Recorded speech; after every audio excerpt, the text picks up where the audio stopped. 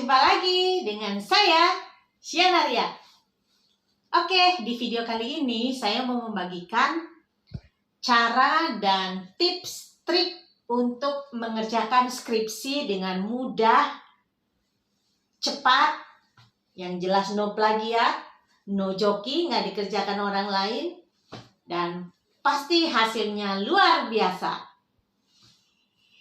Saya suka melihat ya teman-teman, mahasiswa-mahasiswa mau membuat skripsi di tingkat akhir, ya, kok kayaknya bikin judul aja susah banget. Kayak cari jodoh gitu ya, diukur tingginya, badannya, kulitnya seperti apa, dipikirkan bobot bibit bebetnya. Baru cari judul doang, belum ngerjain. Karena itu saya mau membagikan supaya teman-teman bisa cepat dan langsung jadi sarjana. Ya, ikutin yuk tips berikut ini. Strategi yang mau saya beritahukan kepada teman-teman yaitu strategi berperang. Jadi kita menganggap membuat skripsi ini seperti teman-teman berperang ya. Jadi harus ada strateginya. Strategi yang ditawarkan adalah strategi mengkombinasikan antara strategi langit dengan strategi bumi. Apa itu? Jadi begini, kalau strategi langit itu berarti apa yang berhubungan dengan langit dunia atas ya. Bagaimana teman-teman minta dukungan orang tua ya, banyak-banyak berdoa supaya semesta mendukung. Dan strategi yang kedua adalah strategi bumi. Strategi bumi berbicara teman-teman bisa menggunakan resources. Ya, jadi kuncinya hanya itu. Strategi langit dan strategi bumi. Ya, saya dulu lulusan diploma, jadi di akhir kuliah biasanya harus membuat laporan akhir ya, setelah kita melakukan PKL. Kalau zaman dulu ada praktek kerja lapangan, itu lebih mudah formatnya. Kemudian ada sidang ya, sidang untuk mempertahankan laporan tersebut ya sebagai prasyarat untuk kelulusan. Tapi itu tidak sesulit pada saat kita mengerjakan skripsi. Skripsi saya di S1 saya kerjakan dengan waktu 2 bulan. Buat saya itu waktu yang sangat singkat. Kenapa? Karena pada saat saya mengerjakan skripsi, saya sudah bekerja, sudah berumah tangga, dan sudah mempunyai 1 orang anak. Jadi kita harus pintar membagi waktu untuk menyelesaikan skripsi. Kok bisa cepat, Bu? Ya, itu dia. Kuncinya adalah pada saat saya ingin masuk ke sekolah ya atau masuk kuliah, saya sudah memikirkan sebenarnya apa yang mau saya tulis, tema apa yang menarik buat saya, judul apa yang kira-kira saya sudah siapkan. Jadi di masa-masa akhir kuliah saya sudah tidak pusing salto-salto cari materi ya, karena saya sudah siapkan semua. Saya sudah cari materi. Memang pada waktu itu dunia internet belum seluas atau sehebat sekarang ya. Sekarang mengerjakan makin mudah karena kita dibantu oleh internet. Kemudian setelah saya 10 tahun berikutnya saya melanjutkan di pasca sarjana ya. Saya master, mengerjakan tesis dalam waktu 4 bulan. Memang agak lama menurut saya ya, karena pada saat itu saya selesai melahirkan, saya punya 3 orang anak, jadi anak saya jadi 4. Oke, saya mengalami baby blues, tetapi kita tidak harus tetap mengerjakan tesis apapun kondisi kita. Oke, itu saja mungkin yang saya bisa bagikan ke teman-teman, sehingga berangkat dari pengalaman saya ingin membagikan kepada teman-teman. Sebenarnya ada 3 strategi mudah teman-teman yang harus teman-teman jalani. Ya, saya membaginya dalam 3. Yang pertama mengenai target waktu yang harus teman-teman tetapkan sendiri, ya. Dan teman-teman bukan hanya menetapkan, tetapi juga harus memenuhinya, menjalaninya sesuai dengan target. Yang kedua adalah proses pengerjaan skripsi sendiri. Yang ketiga adalah biasanya yang banyak di sini ya drama Korea adalah proses bimbingan dan proses sidang. Ya, nanti saya akan menjabarkan 3 hal ini. Ya, yang pertama tadi saya mau jabarkan mengenai target dan schedule yang harus teman-teman penuhi. Biasanya kita akan membuat target seperti target kegiatan ya. Kalau teman-teman ingin tahu, teman-teman bisa searching apa itu namanya time management. Nah, teman-teman, saya buatkan schedule skripsi ya, pakai tadi rumusnya time management. Ya, ini yang saya buatkan berarti sebenarnya kita bisa membuat skripsi dalam waktu 3 bulan ya. Nah, kalau mau lebih cepat lagi, teman-teman bisa revisi schedule ini. Ya, jadi saya memulai dari pencarian materi judul nih. Makanya saya bilang dari awal, tolong di kuliah terakhir teman-teman sudah mulai tahu tuh mau nulis apa ya, minatnya kemana ya. Jadi saya taruh misalnya itu di bulan Januari, nomor 1 sudah mencari materi judul. Kemudian yang kedua, pengajuan judul. Pengajuan judulnya di minggu pertama, dimulai bulan pertama ya, kita start menyusun skripsi. Kemudian misalnya ada sidang judul, sanggup gak di minggu kedua kita sudah proses sidang judul, ataukah kita harus ngantri dulu, di list dulu karena sidangnya misalnya tidak bisa 1-2 orang. Nah, teman-teman berarti harus mundurkan lagi supaya sidang judulnya bisa tepat waktu. Yang keempat ya, penulisan bab 1 dan bab 3. Kalau judulnya sudah oke, sebenarnya dari awal kita menentukan judul itu kita sudah harus menulis dari bab 1 sampai bab 3, hanya masih dalam gambaran kasar saja ya. Kemudian yang kelima, sidang proposal, berarti 1 bulan selesai bab 1 sampai bab 3 sudah harus sidang proposal, karena sidang proposal biasanya sudah fix ya bab 1 sampai bab 3 dari mulai pendahuluan, kemudian teori maupun metode penelitiannya. Biasanya memang ada yang variasi ya. Kemudian sudah selesai sebenarnya di bulan pertama ya, lanjut ke sidang proposal. Kemudian setelah ada sidang proposal kan ada perbaikan nih. Nah, sambil perbaikan sebenarnya penulisan bab 1-3-nya sudah selesai di situ ya. Dilanjutkan dengan yang ketujuh, penelitian ya. Berarti teman-teman sudah melakukan penelitian. Ini secara umum saja ya. Yang ke-8 adalah penulisan mengolah data. Teman-teman mengolah data dari bab 4 sampai bab 5 sambil bimbingan skripsi. Nah, kira-kira butuh 1,5 bulan kalau teman-teman rajin dan tidak suka menunda-nunda. Selanjutnya kalau sudah final ya enaklah langkah berikutnya, yaitu sidang skripsi. Misalnya pendaftarannya kapan gitu ya. Jadi dari bimbingan keempat, yang nomor 8 ini kan sebenarnya teman-teman sudah bisa langsung mendaftarkan ya. Ini saya hanya menulis bahwa sidang skripsi itu dibikin di M3 di minggu ketiga di bulan ketiga ya. Berarti teman-teman harus mengatur itu kapan waktunya mendaftarkan sidang sambil jalan bimbingan skripsi. Oke, setelah skripsi selesai kemudian teman-teman sidang. Setelah sidang kan biasanya ada perbaikan tuh ya, ada revisi. Nah, kalau teman-teman sudah matang, saya yakin revisinya tidak akan banyak. Hanya penambahan-penambahan pada saat sidang atau typo-typo salah ketik. Ya, setelah itu udah deh, kalau sidang sudah dianggap lulus, teman-teman udah boleh siap-siap itu daftar wisuda ya. Ya, kalau kita sudah revisi skripsi berarti sudah bisa daftar wisuda. Selesai sudah ternyata hanya 3 bulan ya. Ini sebenarnya yang normal. Tapi kalau teman-teman lebih big effort lagi mengerjakannya 2 bulan, saya yakin 2,5 bulan sudah selesai. Oke, kita lanjut ya.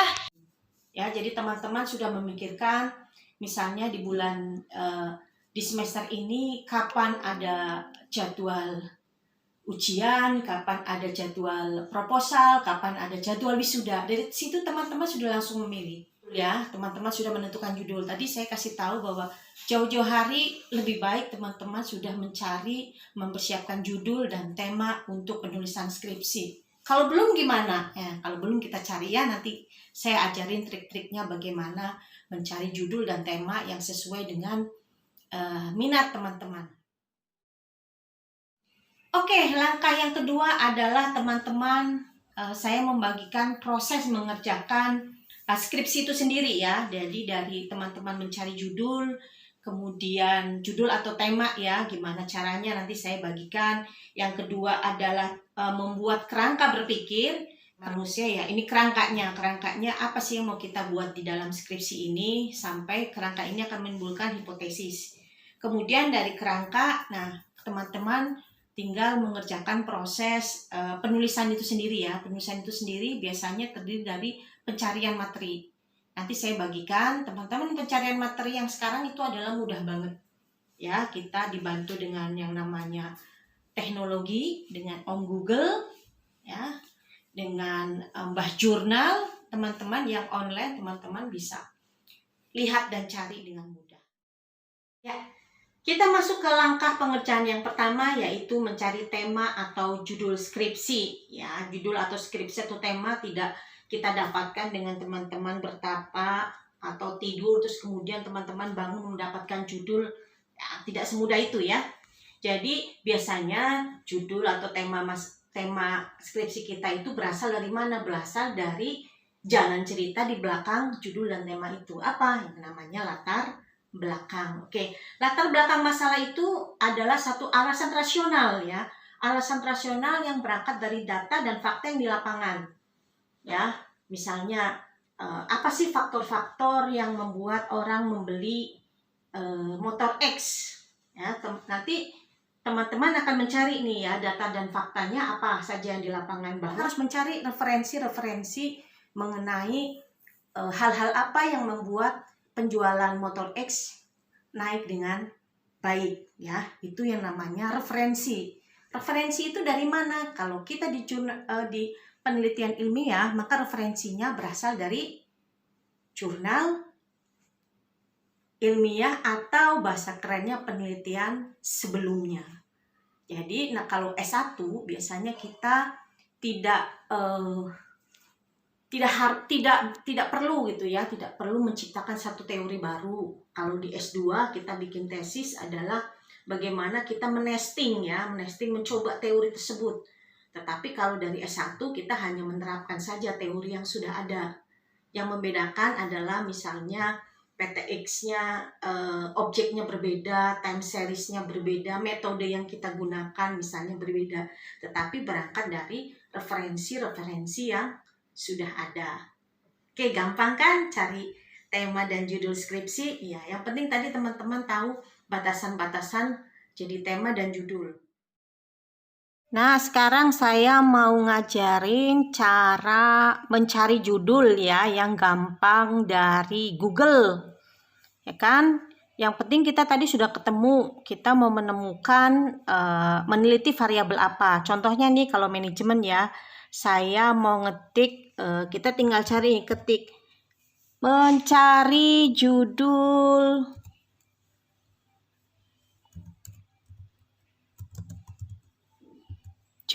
skripsi ya, judul skripsi. Kita lebih spesifik, STM. Saya salah ketik sedikit nggak apa-apa, SDM. Nah, dia tahu berarti ada yang saya cari adalah sumber daya manusia. Nah, ini ada web nih, Cosmo baru, klik aja kita ketemu.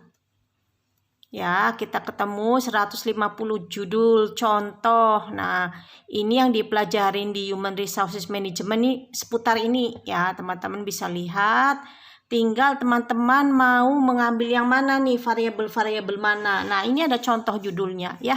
Sebagai patokan saja untuk teman-teman. Gambaran kira-kira seperti inilah. Oke, itu baru sampai judul. Kalau masih belum puas lagi, kita searching lagi ya. Cendekia Scholar. Ya, kalau udah Google Scholar, kita klik saja nih ya, Google Scholar nih di sini ya. Klik. Kita lihat nanti tampilannya seperti ini, Google Scholar. Nah, dari Google Scholar baru kita cari yang mau kita cari. Judul skripsi manajemen sumber daya. Nah, kita ketemu ada beberapa ya. Misalnya kita mau mengambil tentang apa nih yang menarik nih? Motivasi terhadap kinerja ya, motivasi terhadap kinerja. Motivasi jadi 2 variabel, yaitu variabel motivasi dengan variabel kinerja pegawai ya. Tadi kita cari judulnya, kemudian misalnya kita sudah ketemu ya pengaruh motivasi terhadap kinerja pegawai dengan variabel fermentasi kepuasan kerja pada SDM misalnya ya, di Kota Madiun. Nah, kita tinggal sudah ketemu nih, kita tinggal mencari semua yang berhubungan dengan kinerja dan motivasi ya. Kemudian kita search lagi, karena lebih spesifik, kita cari kinerja dan motivasi. Enter. Nah, ketemu ini ya. Ketemu materi mengenai yang berhubungan dengan motivasi dan kinerja, motivasi dan kinerja, motivasi dan kinerja. Nah, teman-teman tinggal download setiap materi ini. Ya, saya sarankan 10 sampai 20 lah referensi. Tinggal kita klik saja ya bentuk PDF-nya. Ya, kita klik, misalnya kita mau lihat nih. Ya, langkah yang kedua adalah membuat kerangka berpikir. Jadi kerangka berpikir itu adalah kerangka teoritis ya, yang terdiri dari variabel yang akan diteliti. Biasanya kalau S1 kita menggunakan 2 atau 3 variabel, tapi yang paling mudah kita cukup menggunakan 2 variabel. Jadi kita membandingkan antara variabel X dan variabel Y, ya, variabel dependent dan variabel independent. Itulah kerangka berpikir. Nah, carinya di mana nih kerangka berpikir? Teman-teman tinggal cari lagi di penelitian sebelumnya, yaitu referensi. Ya. Langkah yang ketiga adalah mencari materi dan referensi. Ya, kalau zaman dulu kita harus buka nih, ya, harus hunting di perpustakaan. Kalau nggak punya uang, ya, saya ada metode penelitian, kemudian ada riset pemasaran. Ya, ada satu buku lagi mengenai prinsip-prinsip pemasaran.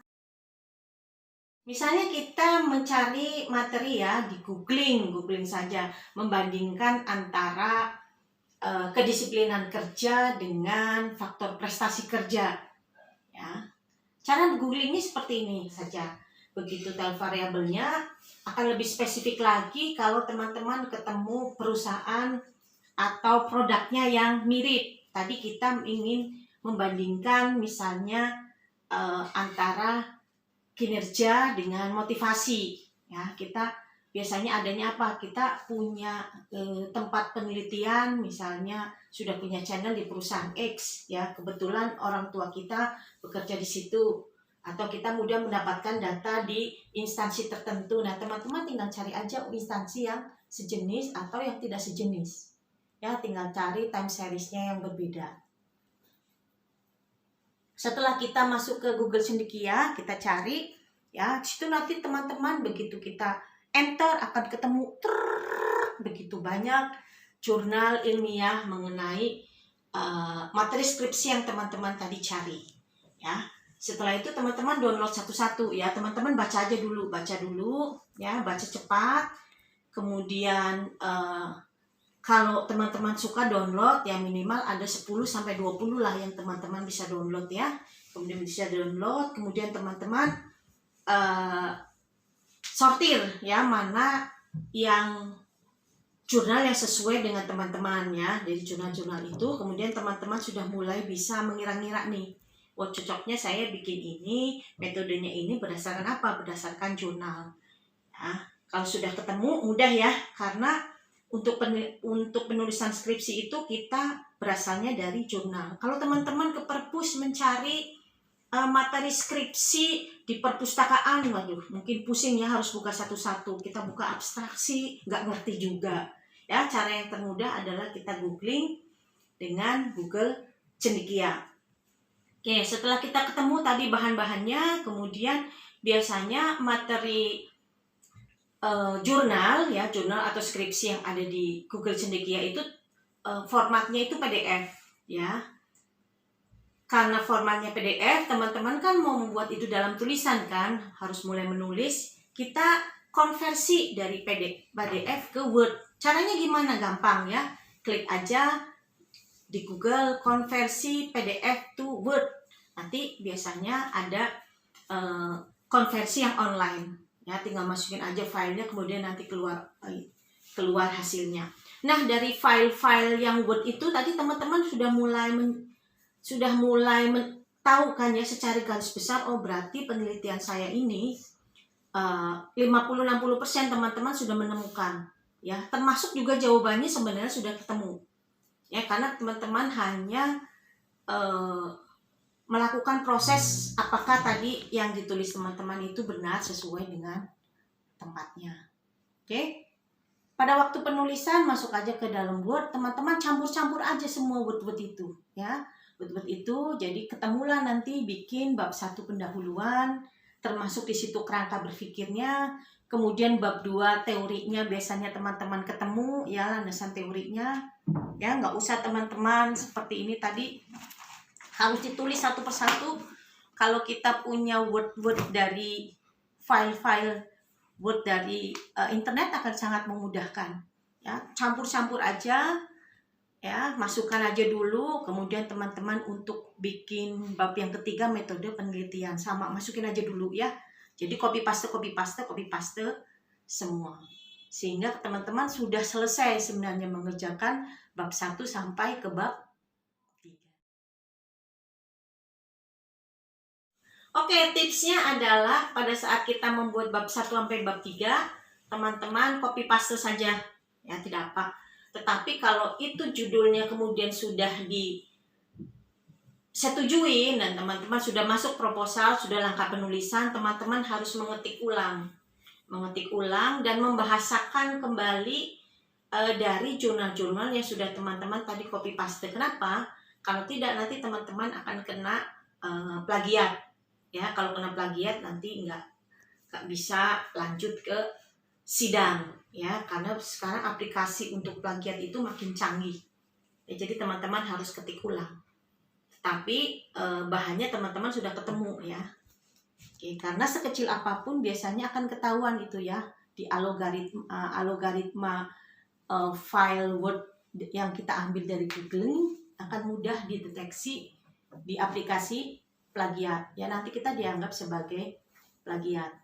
Jadi tipsnya adalah tadi teman-teman mengetik ulang ya jurnal-jurnal yang sudah teman-teman kumpulkan di dalam file yang sudah teman-teman yakin ini mau dipakai dari bab 1, 2, dan 3, kemudian diketik ulang ya, buat dengan kalimat teman-teman sendiri ya.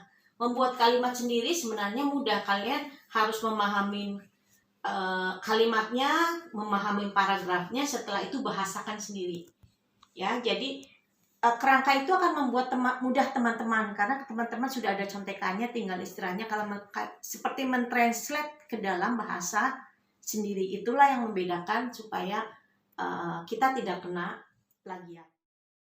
Ya, langkah yang terakhir adalah menyusun analisis hasil penelitian. Nah, ini biasanya step di mana teman-teman terhenti.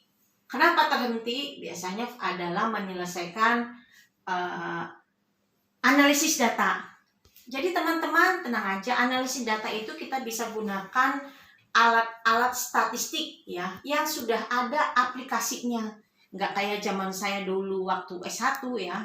Terus saya S1 masih sederhana ya, orang-orang harus mengerjakan ya, masih dengan Excel, masih dengan yang sangat-sangat sederhana. Tetapi sekarang aplikasi berkembang, aplikasi statistik, tinggal teman-teman kerjakan. Nggak bisa juga buka tutorial di YouTube, di situ banyak cara menggunakan aplikasi statistik ya. Males juga, cari lembaga yang mau biasanya menawarkan untuk mengolah data ya. Tapi biasanya kalau teman-teman ngasih datanya ke lembaga lain untuk bisa menganalisis data ya bayar gitu aja. Tapi kalau mengerjakan sendiri ya gratis ya, dan kita dapat ilmu pengolahan data statistik. Setelah data statistiknya udah ketemu, baru tuh kita menyimpulkan apa kesimpulan dari penelitian kita ya. Kalau sudah selesai, tinggal teman-teman kira-kira memberikan penutup, sarannya apa untuk hasil penelitian ini selanjutnya seperti apa. Oke, jadi sudah selesai, gampang kan? Iya, ada yang terakhir teman-teman. Oke, yang terakhir adalah teman-teman mengikuti semua proses bimbingan dan sidang. Baik sidang proposal, sidang judul maupun sidang skripsi. Ya. Jadi di situ memang diperlukan mental baja, muka tebal, dan satu lagi etika. Ya, etika berkomunikasi dengan dosen. Nah, nanti teman-teman harus tahu nih karakteristik dosen pembimbing seperti apa. Ya, karakteristik kira-kira nih dosen pengujinya siapa. Nah, nanti teman-teman tanya saja ke dosen pembimbing. Biasanya dosen pembimbing adalah dosen yang pro dengan kita. Dosen penguji adalah dosen yang kontra. Ingat ya, itu setiap mereka itu sudah punya fungsi. Jadi jangan dicampur-campur. Biasanya pembimbing itu yang pro, penguji sidang itu yang kontra. Nah, sebelum kita ketemu mereka, teman-teman biasanya harus cari contekan. Tanya itu kegemarannya setiap dosen itu apa. Bukan untuk menyogok dosen ya, maksud saya adalah teman-teman tahu karakteristik dosen. Dosen ini misalnya dosennya disiplin banget, jadi teman-teman kalau bimbingan nggak boleh telat, ya. Atau dosennya tidak suka kita berbelit-belit, berarti kita harus to the point, ya. Atau dosennya lebih suka muter-muter dulu, cerita dulu, ya. Biasanya kalau dosen-dosen yang sudah agak berumur suka tuh cerita, ya, dari mulai zaman rayuan kelapa, ya kan, sampai zaman internet. Nah, teman-teman harus ngikutin jadwal schedule-nya. Nah, setelah itu yang penting juga adalah teman-teman beretika. Etika menghadap dosen, etika ber-WA sama dosen, mengirimkan email sama dosen. Nah, itu. Nanti dalam video berikutnya saya akan sampaikan secara detail bagaimana menghadapi monster-monster pada proses bimbingan maupun sidang. Oke, itu saja. Semoga penjelasan saya video kali ini bisa membantu teman-teman dalam mengerjakan skripsi. Kalau ada pertanyaan atau komen, boleh isi di kolom komentar, saya akan jawab. Dan semoga membantu kegelisahan teman-teman dan tetap berusaha, semangat ya. Proses tidak akan mengkhianati hasil. Ceria. Sukses selalu.